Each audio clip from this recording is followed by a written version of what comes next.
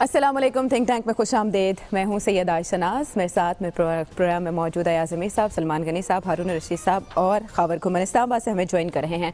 इस वक्त मजमूई मुल्की माहौल में जिस बात का सबसे ज़्यादा चर्चा है वो है मेगा मनी लॉन्ड्रिंग स्कैंडल, जिसके सबब हम ये सुन रहे हैं कि बड़ी बड़ी शख्सियात के नाम ECL में डाल दिए गए हैं।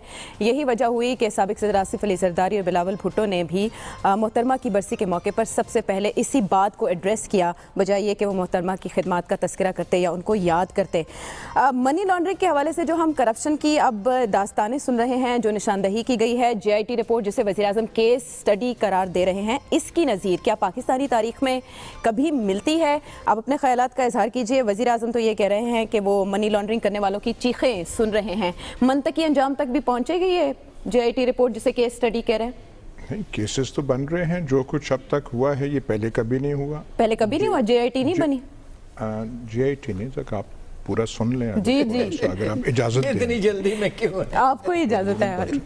मैं आपसे गुजारिश कर रहा हूँ कि जिन पे हाथ लगा है उन पे कभी पहले हाथ नहीं लगा। जरदारी साहब तो एक तरफ, आपने JIT रिपोर्ट का मुतालिया किया है? जी बिल्कुल। अच्छा ठीक है। उसमें कौन? अच्छा, अब आपको असल में मेरा फोकस आसिफ अली जरदारी थे, मुराद अली शाह थे और बिलावल थे। मुझे नहीं पता था आपका फोकस कोई और है। देखिए ना, जरदारी साहब ने लक़ब पाया बहुत साल पहले, मोहतरमा जब हयात थी और पहले उनकी वजारत उज़्मा थी, तो मिस्टर 10% का जो एजाज़ है उन्होंने तब हासिल किया।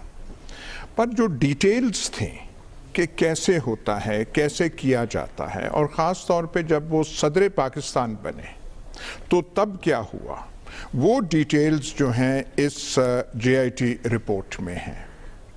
और जो उनके मुआवनीन हैं, उनका नाम इस तरीके से कभी मीडिया में नहीं आया, अदालतों में इस तरीके से नहीं आया।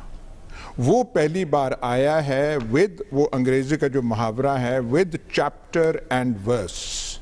ये कोई हवा में नहीं है, बल्कि वो ऐसे ऐसे है, सब्सटेंशियल है। आसिफ अली जरदारी साहब कितना चीख रहे हैं कि ये है वो है, उन्होंने क्या फटे हुए ढोल फटे हुए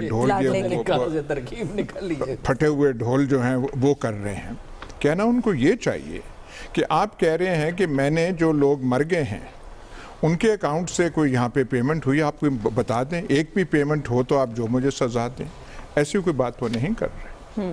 ओमनी ग्रुप के जो इतने अकाउंट्स हैं जो FIA ने इन्वेस्टिगेट किए हैं, स्पेसिफिक अकाउंट्स के बारे में नहीं कह रहे। वो जो टावर है बागे कासम जिना जो है उसके साथ, जो पता नहीं कितने मंजिला है, हाँ जी। और इब्ने कासम वो जो जिसकी मलकियत 50% जरदारी ग्रुप की है और 50% वो मुकदमों में क्या कहते हैं कि 3 नामजद हैं तो 6 नामालूम हैं, तो 50% को नामालूम ही कहें, 50% नामालूम, और 50% वालों का एक नुमाइंदा वो भी अकाउंट रन कर रहा है, जॉइंट अकाउंट, और जरदारी साहब का भी 50% जो है वो जो है एक वो डिनशा साहब हैं वो रन कर रहे हैं। ऐसे नहीं, बात सिर्फ ये है कि सिर्फ ये केस जरदारी साहब का नहीं है। करप्शन पाकिस्तान जब बना था तो उसके हिस्से में, मिट्टी में, खमीर में करप्शन हमारे हिस्से में आई थी। जिना साहब की जो 11 अगस्त की तकरीर है वो सिर्फ हिंदू और मुस्लिम और उसका नहीं है कि आप टेंपल जाएं और उसमें आधी तकरीर करप्शन और अकरबा परवरी के बारे में है, चोर बाजारी का वो जिक्र है। और ये वो बात करते करते फिर वो हिंदू और मुस्लिम और उस पे आए, वहाँ से वो शुरू नहीं हुए थे, वहाँ पे हुए थे कि हमारा माशरा है कैसे, उसमें है क्या। लेकिन हमारा वो छोटा मोटा वो जेब काटना था होता। अब पटवारियों का ज़रबुल मिसल है, थानेदारों का ज़रबुल मिसल है, महकमा माल का ज़रबुल मिसल है, लेकिन एक ज़माने में रिश्वत दी जाती थी, ली जाती थी किसी सलीके से, हया से, एहतियात से। ये जो आजकल ये जो आप सुनते हैं JIT और जो मोहतरम वो जो हमारे पंजाब के जो लीडरान रहे हैं उनकी जो कारगुजारियाँ हैं, ये तो पाकिस्तान में आपको ऐसे नहीं मिलता। अच्छा। यहाँ पे बड़े बड़े हुक्मरान रहे हैं, जुनेजो रहे हैं, जुल्फ़िकार अली भुट्टो रहे हैं, लियाकत अली खान नवाब ऑफ करनाल थे, यहाँ पे आए उनके पास कुछ नहीं था, क्लेम वो आधा कराची कर सकते थे, اپنے جائیداد کی اس میں انہوں نے کلیم ایک مرلہ نہیں کیا. یہ آپ یہاں پہ لاہور میں دیکھ لیں, افتخار خان ممڈوٹ کی جو کوٹھی ہے وہ یہاں سے دور نہیں ہے, وہاں جا کے دیکھ لیں کس حالت میں ہے. دولتانہ وغیرہ تھے, ان پہ کوئی کرپشن کے الزامات نہیں آئے. رائٹ, ٹھیک ہے.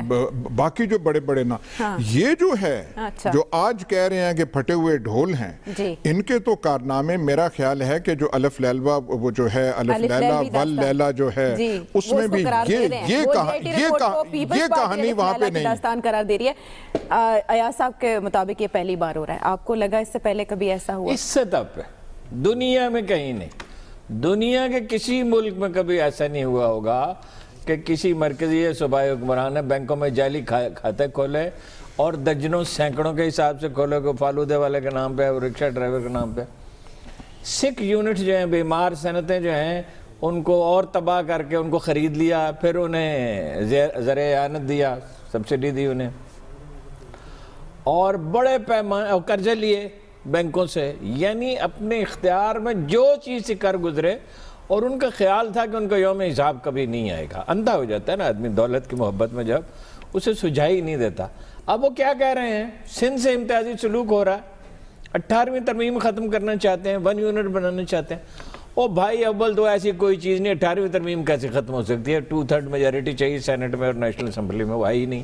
اور کوئی کوشش بھی ایسی اگر ہو رہی ہے, کوئی احساسات ہیں, بہت سے لوگ یہ سمجھتے ہیں 18ویں ترمیم میں بہت زیادہ اختیارات دے دی گئے, میں بھی ان میں شامل ہوں. یہ تقریباً کنفیڈریشن کے قریب پہنچ گیا, کیونکہ یہ تو یہ غیر ذمہ دار لوگ تھے. کیا اس کا نام ہی میں بھول جاتا ہوں ہمیشہ, وہ پونی والا جو ہے پیچھے, رضا ربانی صاحب, رضا ربانی کمپنی. تو غیر ذمہ دار لوگ ہیں, ان کو کیا پتا ملک کیا ہوتے ہیں اور قومیں کیا ہوتی ہیں. یہ تو جذبات سے مغلوب لوگ ہیں, اور ایک پرلے درجے کے کرپٹ آدمی کے ساتھ یہ کھڑے ہوئے ہیں. اور وہاں انہیں نہ اعتزاز حسن کو, نہ قمر زمان قاہرہ کو, نہ شیری رحمان کو, نہ رضا ربانی کے, ان میں سے کسی کو اس وقت یہ خیال نہیں آتا کہ ہم یہ کیا کر رہے ہیں. اسی طرح نواز شریف کے قصیدہ کو ہے, کوئی حیا نہیں, لیکن نواز شریف کا اور اس کا جب مقابلہ کریں انداز کا تو حیرت ہوتی ہے. تو بالکل کھلی ڈکیتی کی طرح ہے.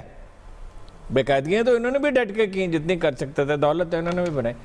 آج آپ 18ویں 1 یونٹ بنانا چاہتے, کون 1 یونٹ بنا سکتا ہے؟ کوئی خواب نہیں دیکھ سکتا, وہ ملک اجازت دے گا اس کی, اور کوئی سوچ نہیں سکتا جی بنانا تو 1 یونٹ دور کی بات ہے. آپ تو صدارتی نظام کے حامی ہیں نا, آپ کہتے ہیں صدارتی نظام میں ہم فیصلے لیے جا سکتے ہیں ملک کے لیے. صدارتی نظام کا میں اس طرح سے حامی ہوں کہ اگر قوم چاہے, میرے خیال میں مفید ہے, لیکن صدارتی نظام اس طرح نہیں ہے کہ کوئی نافذ کر دے. نہیں, اس طرح کی چیزیں تو قوموں کے اتفاق رائے سے ہوتی ہیں, پروسیس سے ہوتی ہے, ایک بڑی نیشنل ڈیبیٹ ہو, قوم اگر متفق ہوئے. دیکھیے اب وہ گرد اڑائیں گے, جیسے ایاز صاحب نے کہا اس طرح نہیں ہوتا تھا. قائد اعظم اور لیاقت علی خان کی تو بات ہی چھوڑے نا, وہ تو روپے پیسے کے معاملے میں بالکل ہی بے نیاز لوگ تھے. لیکن اس کے بعد دیکھ لیں اپنا خواجہ ناظم الدین, ملک غلام محمد, سکندر مرزا, چندری گر, چودھری محمد علی, فیروز خان نون, فیلڈ مارشل ایوب خان پہ کیا اعتراض تھا کہ ان کے داماد نے بینکوں سے ان کے بیٹے نے بینکوں سے قرضہ لے لیا. قرضہ لیا, بینک سے قرضہ کیسے لیا جاتا ہے؟ کوئی اسی چیز ضمانت دی جاتی ہے, یوں ہی تھوڑی.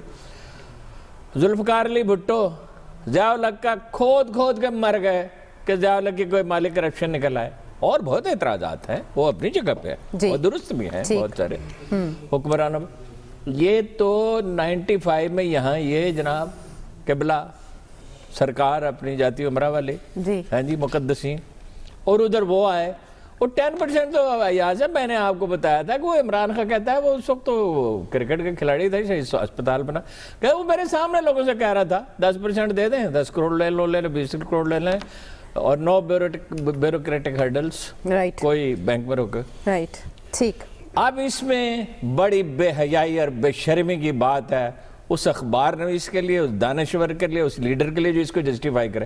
عمران خان پہ 1000 اعتراضات ہیں جو ہم روز کرتے ہیں, وہ اپنی جگہ ہے اور وہ باقی رہیں گے جی. طرز کون وہ جی سندھ میں یہ مسئلہ ہو جائے گا, ایجیٹیشن ہو جائے گا, فلاں ہو جائے گا, وہ سب چیزیں ہیں. لیکن مجرم کو کیسے معاف کیا جا سکتا ہے؟ انصاف ہونا چاہیے یا نہیں ہونا چاہیے, یہ بنیادی سوال. یہ پیپلز پارٹی کا کہنا ہے. اور باقی یہ ہے کہ اکراس دی بورڈ, یہ across the board, yes across the board ہونا چاہیے. ہاں جی, اس پر کس کو کیا اعتراض؟ بلا امتیاز ہونا چاہیے. منی لانڈرنگ سکینڈل اور 172 لوگوں کے نام ECL پہ ڈلے ہیں. 172 لوگوں کے نام آپ پڑھ کے دیکھ لیں. یہ بڑی خطرناک صورتحال ہے کہ ایک نیکسز ہے, اس میں سیاستدان بھی ہیں, اس میں سرمایہ دار ٹولہ بھی ہے، اس میں لینڈ مافیا بھی ہے، اس میں بینکرز بھی ہیں، اس میں بیوروکریٹس بھی ہیں، اور یہ سارے مل کے کام کر رہے تھے. یہ سب سے خطرناک صورتحال یہ ہے. اب بات یہ کہ یہ معاملہ منی لانڈرنگ اسکینڈل کا کہ یہ پیپلز پارٹی والے جتنا واویلا کر رہے ہیں، یہ ایک رپورٹ ہے، اور رپورٹ کے جی آئی ٹی کس نے بنائی ہے؟ پاکستان کی سپریم کورٹ نے. اور جی آئی ٹی کی رپورٹ پیش ہوئی ہے سپریم کورٹ کے سامنے، اور یہ کوئی حتمی رپورٹ نہیں ہے.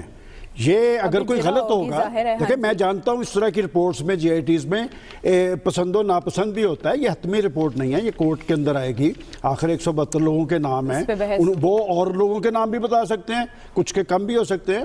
لیکن پیپلز پارٹی، دیکھیں پیپلز پارٹی ایک جمہوری پارٹی رہی ہے، اور احتساب کا ویلا آج نہیں ہو رہا ہے، بڑا لمبے طویل عرصے سے بات ہو رہی تھی. مجھے یاد پڑتا ہے کہ جب چارٹر آف ڈیموکریسی ہو رہا تھا تو اس وقت بھی کرپشن اور لوٹ مار بہت بڑا ایشو تھا نا، تو تبھی انہوں نے بیٹھ کے کہا کہ جی ہم احتساب کمیشن بنائیں گے دونوں نے مل کے.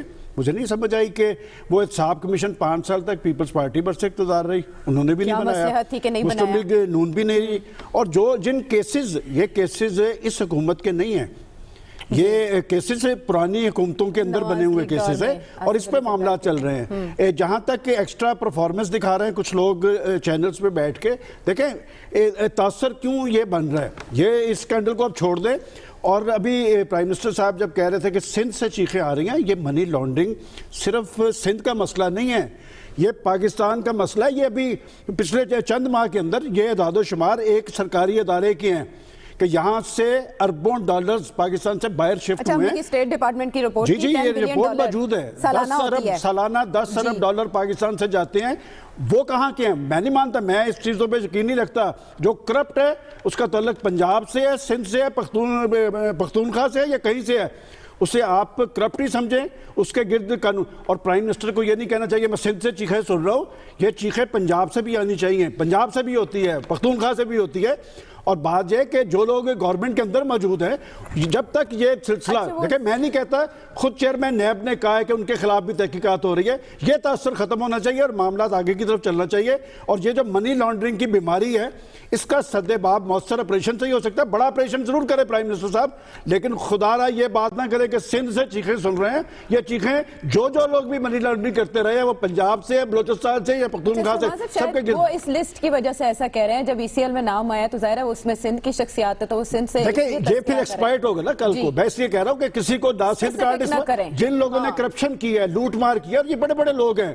میں اس لیے کہہ رہا ہوں کہ اور گورنمنٹ کے اندر موجود نہیں ہے. میں نہیں کہہ رہا، یہ چیئرمین نیب نے کہا ہے کہ ان کے خلاف بھی تحقیقات ہو رہی ہے. اسے صرف سندھ تک محدود نہ کریں. اور صرف گورنمنٹ کے اندر دیکھیں جو ایکسٹرا پرفارمنس کا مطلب فیصل بالڈا صاحب پہ کیا الزامات نہیں ہیں، ان کا تو ابھی تک الیکشن کا کیس کورٹ کے اندر موجود ہے. جی خاور. جی عائشہ، میرے خیال میں ہمیں اس سٹوری کو زیادہ کنفیوز نہیں کرنا چاہیے کہ سندھ سے اگر آوازیں نکل رہی ہیں تو میرے خیال میں سندھ کا نام لینا ضروری ہے.